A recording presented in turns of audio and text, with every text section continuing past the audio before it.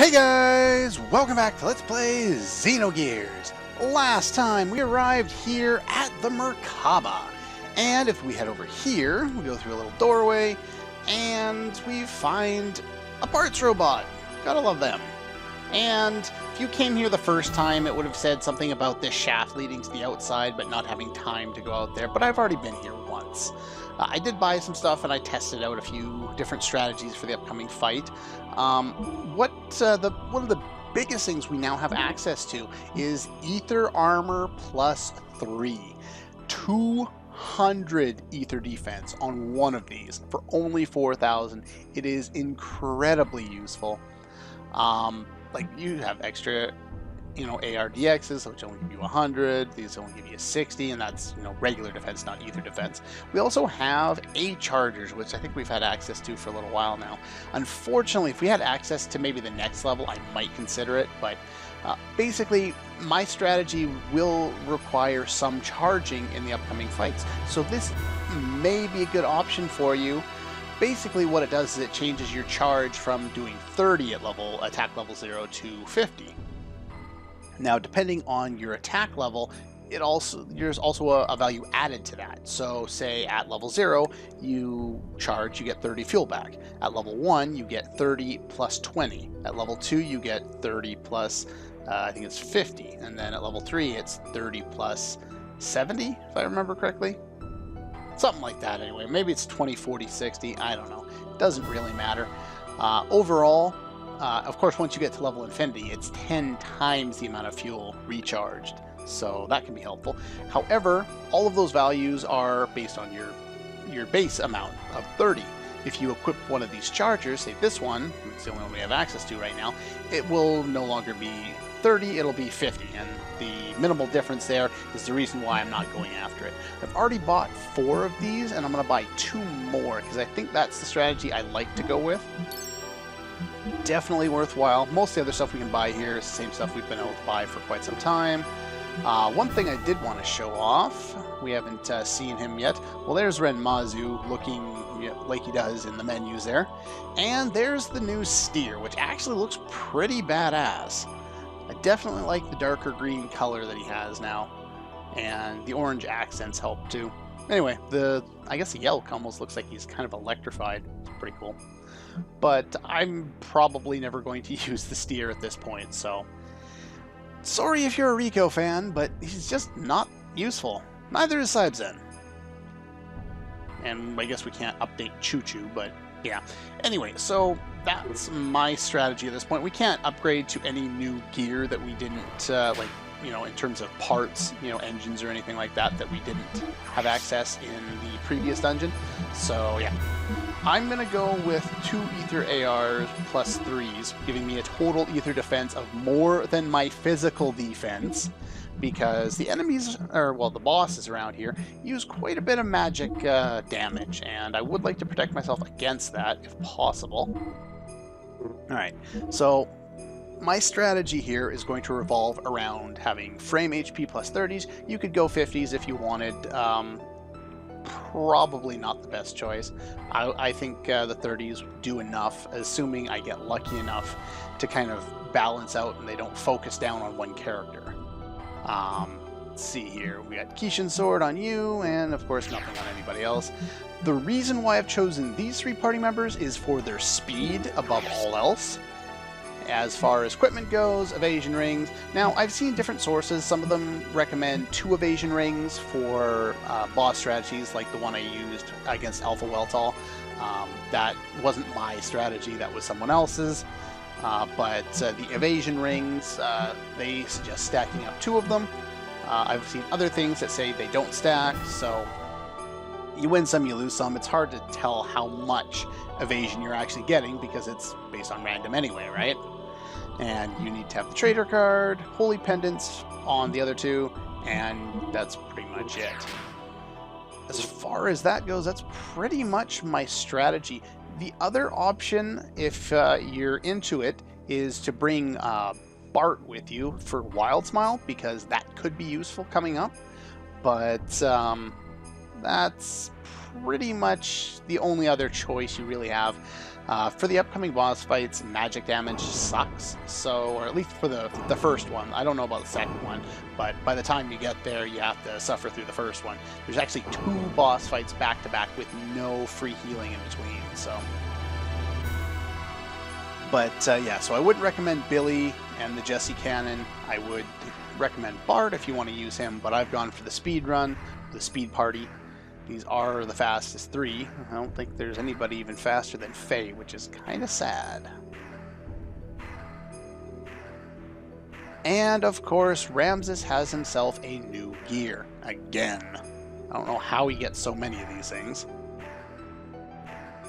Luckily, we now figure out why Ramses has this huge score to settle against Faye.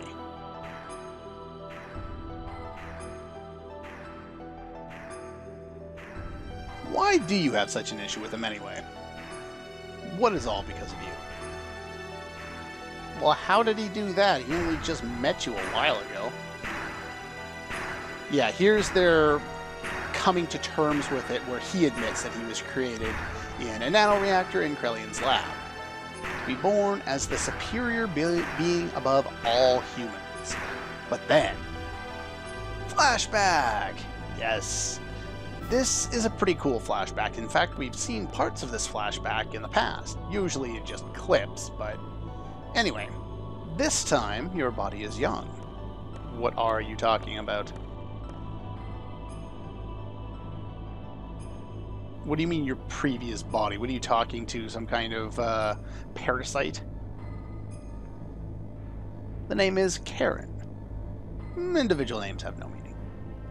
So what brings you here? Have we seen her before? She looks familiar. The One? What do you mean, the One? Like Neo? No. Code, bunch of numbers, Ramses. The Emperor's been told it's a prototype for an artificial contact. Yeah, we're starting to get to this talk about the contact in again. It entered the so-called first growth stage. Oh, so he grows faster than a normal human. I'll just tell you right now, they're talking about Ramses, obviously. I don't know, they call him codename Ramses in this point, but it's basically Ramses growing in a tube. Psychological growth will be difficult to control. It's a replica, so that's to be expected. It's moving. Can it hear us? Already has a will of its own, huh? Dispose of it? What for? What does that have to do with anything?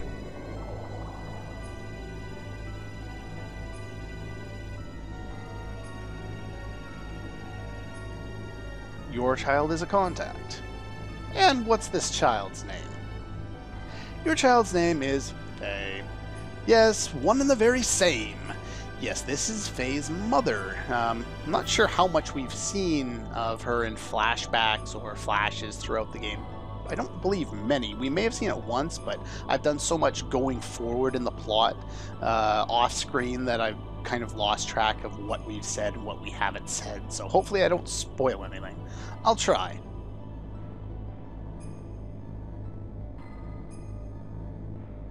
Corresponding antitype. Now, they're referring to somebody in particular with the antitype, and once they reveal what exactly is going on, then I'll be able to tell you what the antitype is. Probably already... What are you talking about? What do you mean the final one? This thing is worthless. Totally useless. Now you can see why Ramses has such a problem with being called trash, useless, worthless. You can see why it just burns at him. He's been told that basically since he was created. And now you can see why he desires love as much as Ellie was able to interpret that he wanted it, right? Until then. Yeah, so that would have been Faye would have been 4. I think Faye is either 18 or 20 at this point, so 14, 16 years ago. So yeah, Ramses has become, you know, he looks like he's what, probably in his mid to late 20s, maybe mid 30s, something like that. So yeah, that tells you how fast he was able to mature physically anyway. Yeah. Destined to be the representative of God, having the might of the Emperor. But lost all because of you. Not that it was his fault or his choice even. Yeah, Faye's more interested in learning about his mother at this point. Oh, I know you.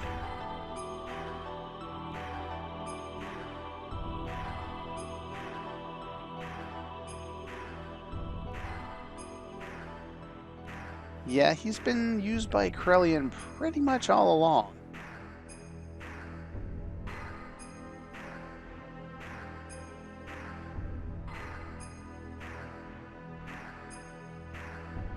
Not very nice to your subordinates, are you? This is the end for you. On guard.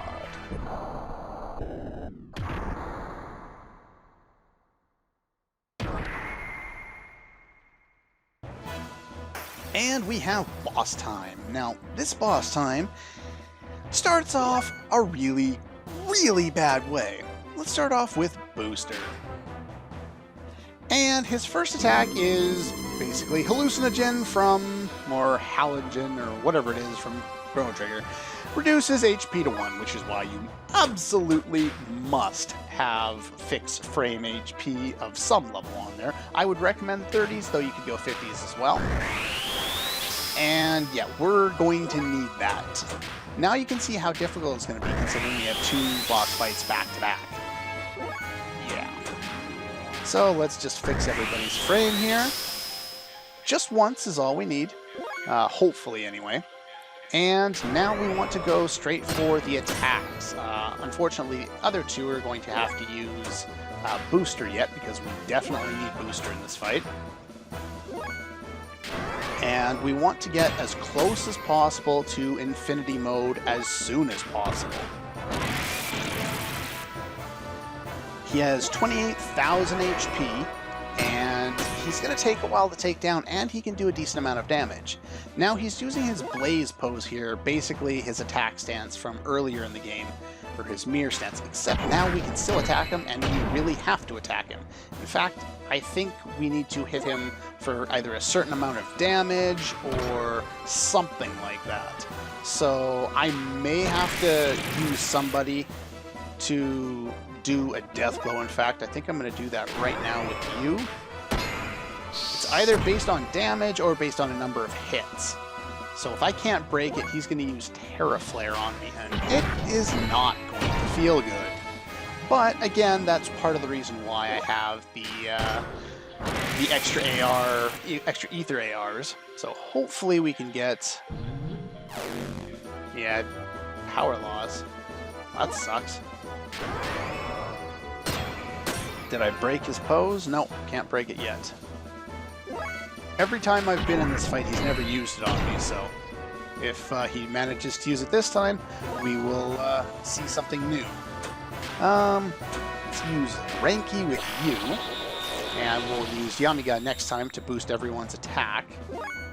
And you, I'm just going to use a normal attack and hope that I can break his pose. I guess not. Oh, and there's power loss again. I'm not sure what that does. Oh, he's already in infinity mode, so it doesn't matter. We'll take him down right now. So we use Yamiga, and we just need to go full out on him now. Hopefully Emeralda has hit infinity mode. She has not. Yeah, let's give her one more round to try and figure that out. Faye, unfortunately he hasn't hit there either. I'm not relying on whatever it is, System Id in this fight. So let's see if we can break his guard this way. I'd break my guard. Yeah, 28,000 HP, hopefully. There we go. Good. Now we can't use Terra Flare on him. And let's see, I've probably done about 10,000, so I'd like to... If you keep him alive too long, he'll use his reduce HP to 1 attack again, and I don't want that. I'll give her one more chance to get there, and of course she missed. There's his little weak Kamehameha wave. And unfortunately, I don't think Faye is going to get another chance at this. So... one more. I'm just trying to balance out my the numbers in my head. So hopefully we can dodge that. The evasion rings are doing their job. That's always good to see. And so this will be 16,000-ish total damage out of 28. So now the other two can waste their level 3 death blows if they don't hit their infinity mode.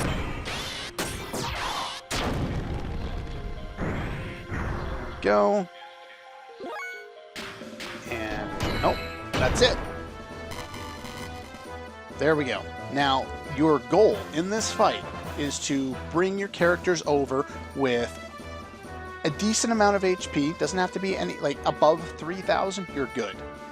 And you want to have as much fuel as possible. And if you have the trader's card, you get a golden vest. That's not a very rare item later in the game, but it's rare now. It's the only one we have at this point in the game. Not that we have time to equip it, but yeah. You don't even have time to switch your equipment between fights, which is rather unfortunate.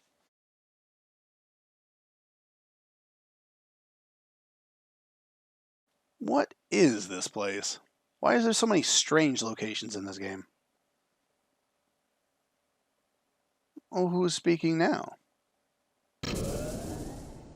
Okay, this looks like another trap. Our enemies seem to be pretty good at this. What is this? That's Ellie. Where? Looks like a big round mass of poop or something. I don't know. Oh, there we go. Someone want to explain why we got out of our gears. Probably just for the scene. But your efforts were all in vain. The resurrection of Deus is imminent. Sacrificing this girl will bring about the awakening of God. Yeah, I'd like some explanations here. And we are close to getting them.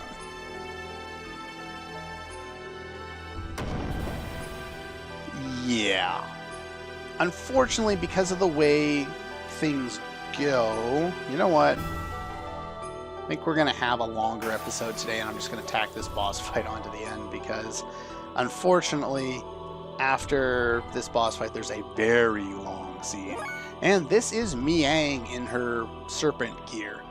Now, this fight, you do not want booster, and there's a very specific reason for that.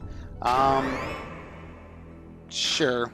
I just use triangle attacks because they use little HP. As you see, her defense goes up and her ether attack goes up. So I just use triangle attacks. It doesn't matter what attacks you use. As her ether attack goes up, it's based on the amount of hits, not on the amount of damage. So I'm just going to use triangle attacks. It doesn't really matter. And then after I've done that, once with each character, we all got to attack level 1, which, if you remember, raises the amount of fuel we can charge. So now everyone is going to charge, and I will explain why when we get there. This one does damage equal to her ether attack, which of course raises. If you only do 3, it does about 1,300 damage, which isn't all that much, and her defense drops after that. So what I'm going to do is I'm going to do that again. And once I've done that again with everyone, then I'm going to guard some more and charge some more. Not that we really need the fuel all that much because of the way I planned out the previous boss fight. I got here with over 3,000 fuel. That's more than enough. That's perfect.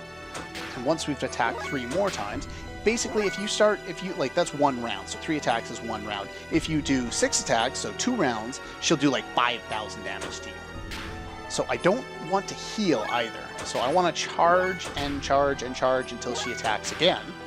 because that's pretty much all she does. It's the only thing she can do that does damage anyway. And so she'll do another 1200 damage. Now, once she's lost enough HP, she'll gain more, what's the word I'm looking for? More damage with that attack, even if you're not using it. So, let's see what I'm going to do now is I'm going to do it one more time.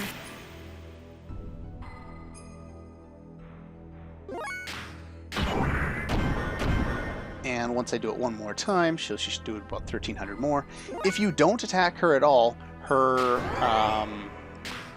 ether attack won't go up, and she'll actually do 0 damage to everyone. So if you need to charge from the previous fight, you can basically do what I'm doing, get everyone up to level 3, and then have everyone charge, and they'll get the maximum amount of bonus from charge. And the thing is, when you're at level 3, especially if you're low on HP, like my hyper mode has 45% of occurring now, chances are you'll get into infinity mode.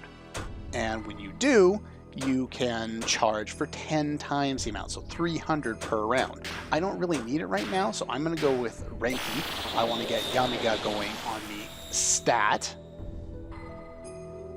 Now, unfortunately, the one I need to use to heal, really, is Faye, but we're just going to go like this for now. There's a reason why I have, what are they called?